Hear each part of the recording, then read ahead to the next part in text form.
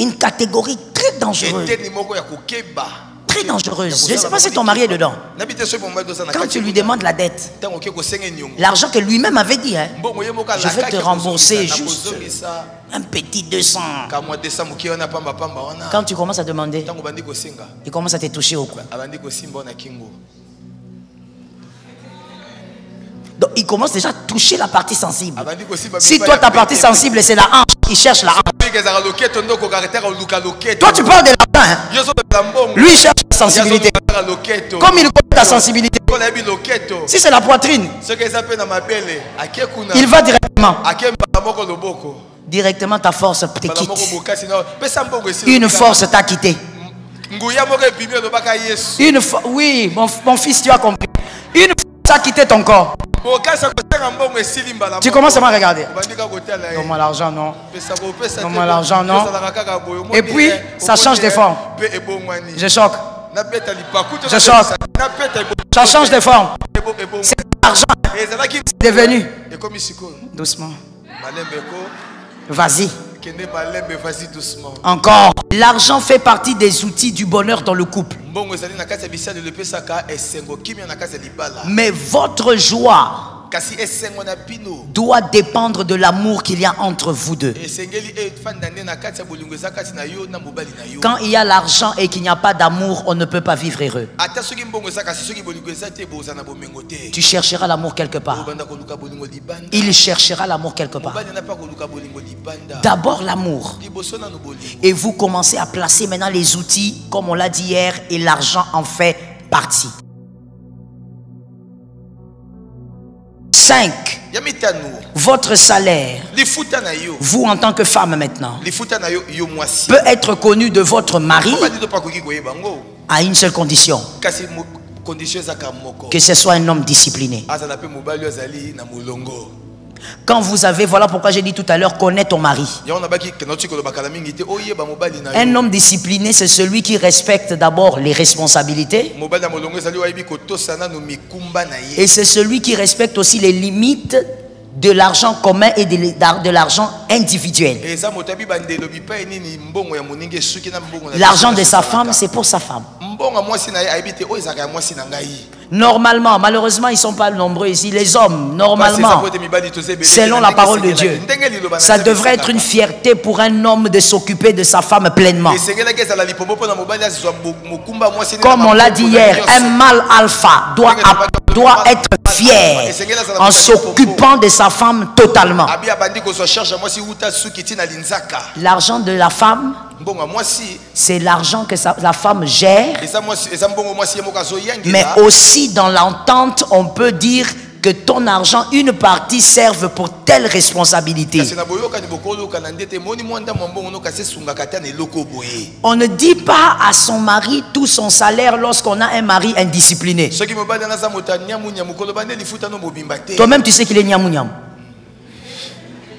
Tu le connais, non? Vous avez fait combien d'années déjà? Tu dois le connaître.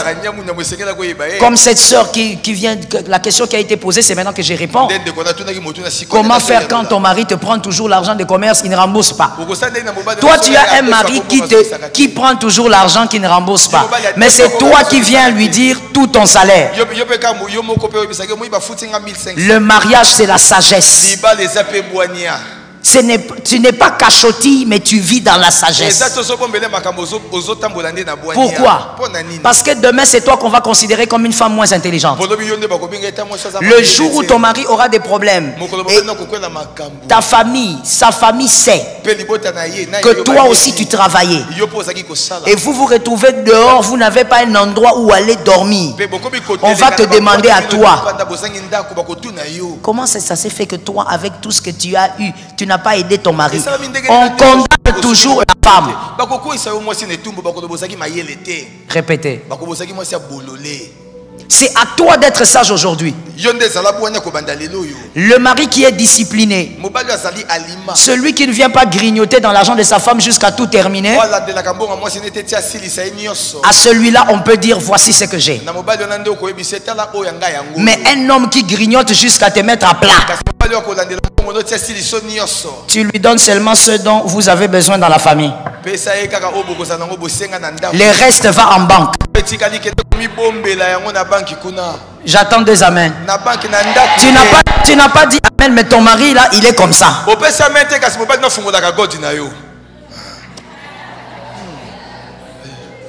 Carrément? Hein? Il y a des hommes comme ça. Il y a des maris qui volent leurs femmes. Alléluia. Il ouvre les sacs de sa femme pour prendre l'argent. Est-ce que vous voyez ces gens d'hommes façon? Amen. Mais si tu es un homme façon comme ça, tu ne peux pas lui dire tout ce que tu touches. C'est une question de sagesse. Sinon, un jour, vous n'aurez rien et tout le monde va te condamner, toi. Il y a une femme qui me disait dernièrement, maman, elle pleurnichait évidemment. Maman, j'avais autant. Mais quand je suis arrivé à la maison, il m'a demandé. Non, il a tout pris. Maman, je vais faire quoi? Le bouddhisme. En dessous du bouddhisme. Toi, tu ne connais pas ton mari. Vivre avec quelqu'un, c'est le connaître. Tu n'as pas besoin de prendre 3 ans. Connais ton mari. Ne te mens pas toi-même. Ne confonds pas avec le mari de la voisine. Ton mari est comment? Il y a des hommes, dès qu'ils voient l'argent, les yeux sortent. Dès qu'ils te voient entrer, le 31, le 15, il commence à te surveiller. Et directement, maman, je te dis la vérité, hein, directement ça change. Chérie. Bonbon. Il va même t'appeler armée du salut. Tellement tu cherches des phrases pour t'apparter. Maintenant, toi, excuse-moi maman, mais je vais te choquer. Dans ton bouddhisme, tu n'as pas encore compris que ce n'est pas toi qu'on appelle. On appelle sac. C'est ton sac qu'on est en train d'appeler. Maintenant, dans ton bouddhisme, tu es là. Oui. Et ça fait longtemps que tu m'as appelé comme ça. Ce n'est pas toi qu'on cherche. C'est le feuille là qu'on est en train d'appeler. Et toi, comme tu es tellement attiré, appâté, ou même appâtable, on va te retrouver sur les lits.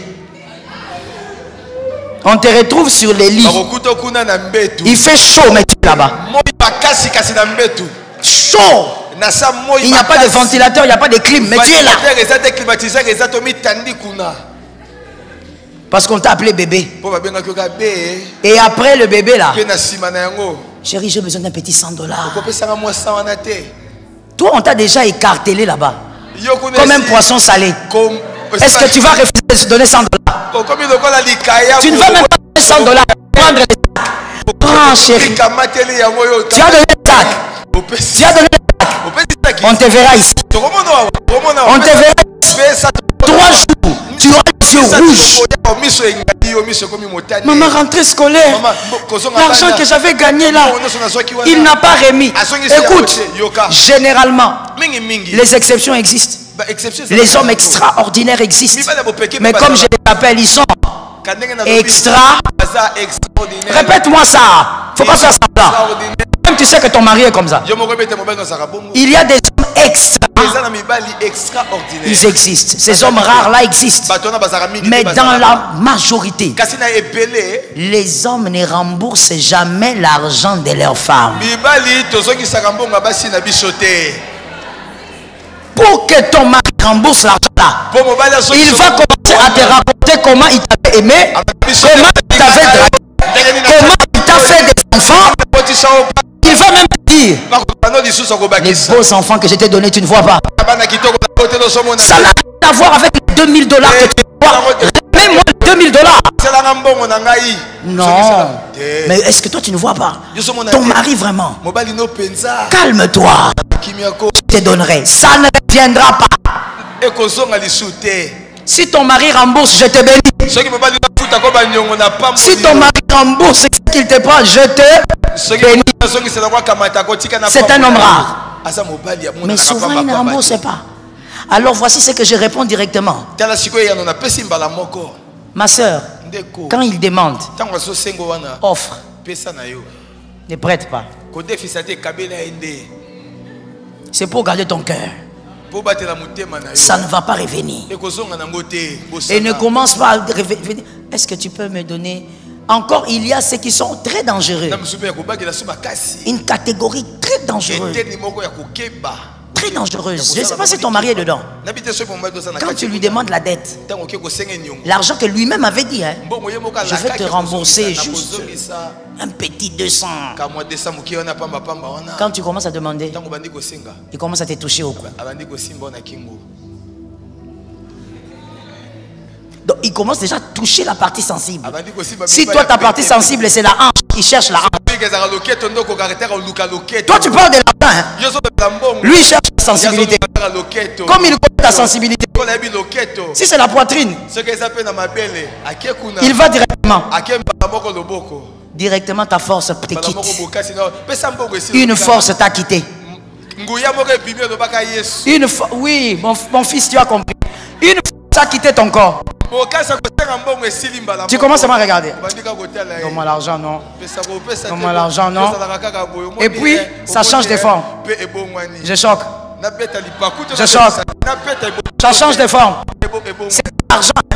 C'est devenu. Doucement. Vas-y. Encore. L'histoire. Il a déjà mis le but. Jusqu'à ce que tu vas oublier l'argent là. Conseil gratuit. Si ton mari te dit prête, donne, offre et oublie ces dossiers là. Est-ce que quelqu'un m'entend? Sixième chose, nous sommes en train de terminer. Pour éviter les conflits financiers dans le couple, évitez de faire des affaires avec la belle famille. Même si tu as un beau-frère qui t'aime beaucoup, une belle-sœur qui t'aime beaucoup, évitez ça. Parce que généralement, le problème que vous aurez là-bas va retomber sur votre couple. Quand tu avais fait des affaires avec ta belle-sœur, ton mari n'était pas là. Mais quand ça va barder, tu vas parler à ton mari. C'est à ton mari que tu vas commencer à faire des reproches, à déranger. Voilà, tu as vu ton frère, hein? Il m'avait promis. Où sont les marchandises de Dubaï? Ne fais pas les affaires avec la belle famille. Si tu veux faire quelque chose, fais des cadeaux, ne fais pas des affaires. Si tu as un beau-frère qui est dans les affaires, il a gravement réussi, va qu'il te communique l'intelligence, la sagesse des affaires, mais ne faites pas affaire ensemble. Parce que ça va retomber sur votre couple. Que Dieu te donne la victoire. Amen. N'oubliez pas ceci. L'argent fait partie des outils du bonheur dans le couple. Mais votre joie doit dépendre de l'amour qu'il y a entre vous deux. Quand il y a l'argent et qu'il n'y a pas d'amour, on ne peut pas vivre heureux. Tu chercheras l'amour quelque part. Il cherchera l'amour quelque part. D'abord l'amour. Et vous commencez à placer maintenant les outils, comme on l'a dit hier, et l'argent en fait partie. Que Dieu te bénisse. Que Dieu bénisse la parole. Je veux prier sur vous. Que le Seigneur fasse grâce. Que vos mains soient bénies. Qu'en sortant de cette conférence, que vous ayez l'intelligence financière. Que tu sois une femme capable de communiquer à tes filles l'intelligence financière. Que tes filles soient capables de vouloir entreprendre même en tant que célibataire. C'est une intelligence qui permettra que dans le foyer il y ait l'équilibre. Il est important de rester vigilant et de prendre des décisions éclairées lorsqu'on interagit avec les autres. La Bible offre des conseils sages pour guider nos relations. Par exemple, Proverbe 4 verset 23 dit « Garde ton cœur plus que toute autre chose, car de lui jaillissent les sources de la vie. » Cela signifie qu'il faut protéger nos émotions et nos intentions. Voici quelques conseils généraux pour éviter les pièges des hommes. Connaître ses propres valeurs et limites. Écouter son intuition. Prendre le temps de connaître la personne. Observer le comportement et les actions, pas seulement les paroles. Partager ses attentes et ses valeurs dès le début de la relation. Avoir un réseau de soutien et en parler avec des amis de confiance. Merci Pasteur Joël pour cet enseignement. Merci d'avoir suivi jusqu'à la fin. Que Dieu vous bénisse. C'était Communion chrétienne. Pour plus de communion,